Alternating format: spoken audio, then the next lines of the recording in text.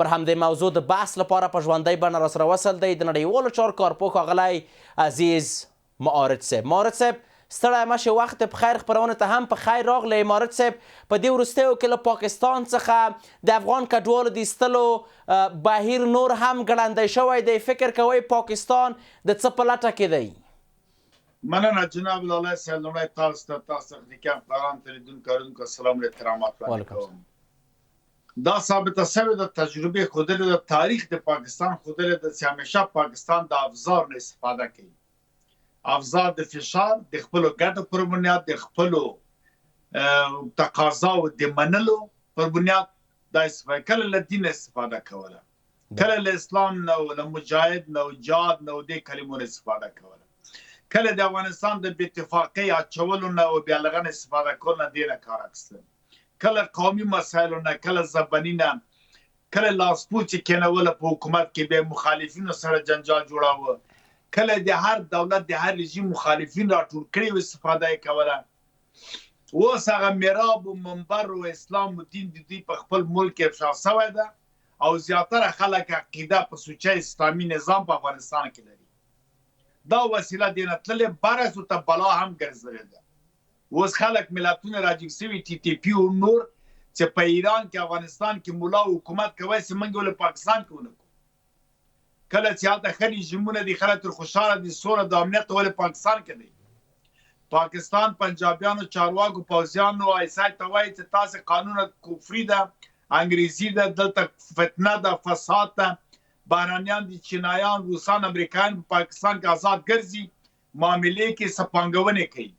نو موږ جهاد کوو تا رژیم په وړاندې چې ته ظلم زیاتی کې د خپله د پنجابیانو د غلطو پالیسیو له امله ملت تر پوزې راغلی اوس راپاڅېدلي دي. دوی ظلمونه، دوی ناروايي د سیمې هېوادونه ځکه دی په خپل لاس په خپل اختیار کې نه وه، همیشه یې د غرب پروژې اخیستلې او هغه یې پلې کولې، اوس خپل ورته بلا ګرځېدلې. بنان اوس یې دې لپاره چې خپلې خواستې په امارت اسلامي باندې ومني، نړیوالو ته بانې جوړې کړي، خپل ملت باندې سترګې دغوی پټې کړي، بیا نو دغه کډوال بیچارهګان رانیسي خلاف د ټولو اصولو، خلاف د معارض صاحب. زما پوښتنه دلته دا ده چې په ډېرې بښنې سره پاکستان به د خپلو ګټو لپاره یا هم په ټوله کې هره پالیسۍ چې دوی لري دوی به دغه کار ترسره کوي.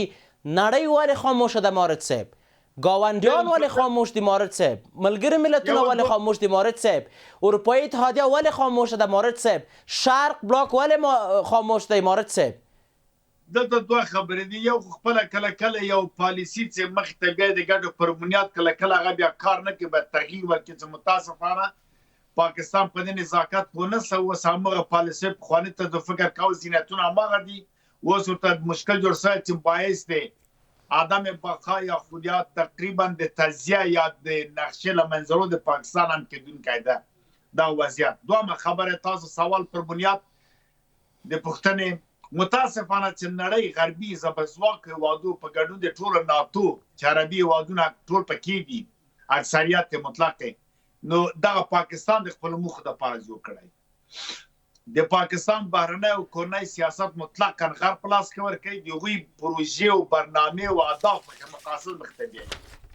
دا وجه ده او څوک مختوي پوځیان او ایسا د پاکستان ملت بیچاره هم ګرو نیولی ده. د سیمې هېوادونه هم د دې لپاره چې دی مستقیما د غرب ملاتړ لاس کې لري، غږ نه ورته کوي او ملکي اداره یې بې صلاحیته بې واکه. دا وجه ده چې دوی په هر څه کوي. اوس مثلا اعلامیه د حقوق بشر سرات لري نقصوي، کنوانسیون 1950 کال او دغه پروتوکول 1980 کال سرات لري دوی نقصوي د کډوالو په چارو. نو بیا معارض صاحب آی سی سی، آی سی جی دا د کومې ورځې لپاره دي؟ څه وخت به دوی اکشن اخلي؟ متاسفانه چې دوی نسي کولی ځکه دغه د غربي او د زبرځواک هېوادو خبره ده او پاکستان کې فساد او رشوت ډېر زیات راته کوي. ډېر غښتلی ګوند حرکات یو کس راپورته سي او دوه ټانګې چې ورکړي هغه بېرته غلی کښېني. بلې خوا نه هلته ټول واک اختیار د ایسای د پوځیان لاس کې ده او د ایسای ریپورټ ورکوي، کنټرول ایسای کوي.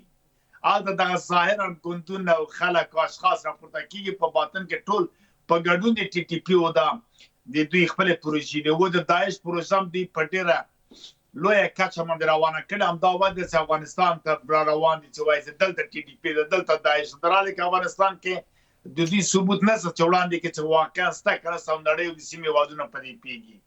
چون دا د غرب پروژه ده، د غرب یو ایالت ده، د غرب پروژې مخ ته بیایي.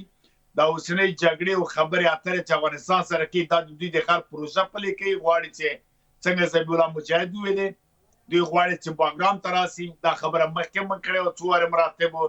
غواړي مرکزي اسیا ته جنجال جوړ کړي، چین ته، ایران ته.